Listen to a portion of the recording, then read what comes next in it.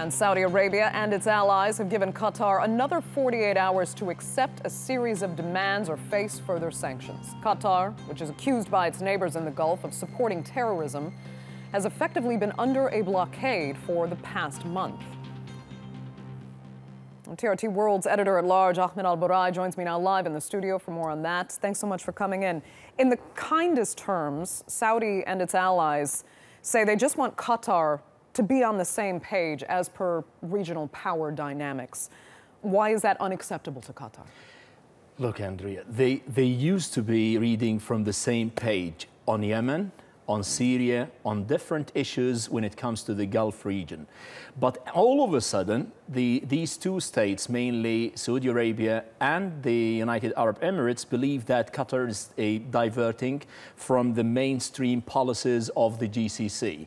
But to be honest, it was all based on unfounded reasons. So far, they didn't present concrete, solid evidence that Qatar is supporting extremists away from the same rebel groups that Saudi Arabia and United Arab Emirates are supporting. They have problems with the Muslim Brotherhood. The Muslim Brotherhood has been listed by some of the countries as a terrorist organization, whereas others, the European Union and the United States, they didn't list them as terrorist organizations so far. So it is more negotiable. The point is the 13 steep demands asked from Qatar, they're illogical, they're not actionable, as Rex Tillerson recommended that they should be, and they're not reasonable. It's a kind of submissive terms to Qatar. Qatar is turning into a vassal state by these demands in case it responds to. And all 13 demands are unacceptable, so where is there room for even negotiation? That's the point. If you just go through the 13 items, you would feel that it was a kind of dictating orders on a state that belongs to the country. As I told you, they want Qatar to turn into a vassal state. They do not recognize Qatar as an independent sovereign state that belongs to this bloc that is the GCC. According to the charter of the GCC itself, each and every country has the freedom and the right to take its own policies as far as it goes with the overflow or the overall policies of the GCC. When it comes to the relations with Iran, for example, which is one of the most interesting points, they want Qatar that share the second biggest gas field with Iran to curb and cut its relations, while the United Arab Emirates increase the volume of mutual and bilateral economic relations, the same as for Oman. So that more unconceivable paradox in the demand makes the observers feel that it is not a kind of giving Qatar space or a room for negotiating.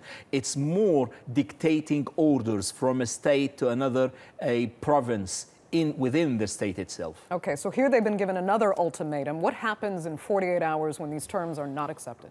What I believe is going to happen, because the extension gives a clear signal that we're going to have a retaliation by a way or another.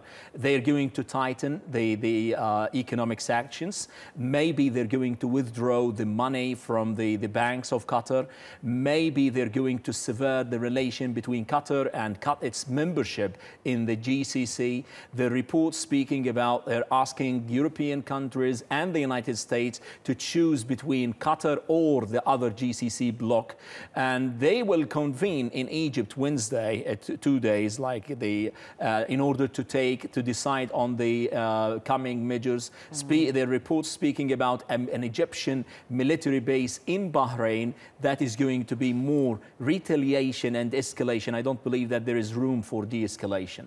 And where does it stop? It will stop if the United States, basically the United States, I don't believe that Turkey in this particular juncture of time does have the leverage to de-escalate what's going on. It's mainly the United States that yesterday Trump called all of them. That's why I believe this extension period has been given. It's only the United States that would intervene and say that we need to solve this peacefully because the whole region doesn't stand another turmoil in the Gulf countries. Right. Okay, Ahmad, we'll leave it there. Thanks so much for coming in.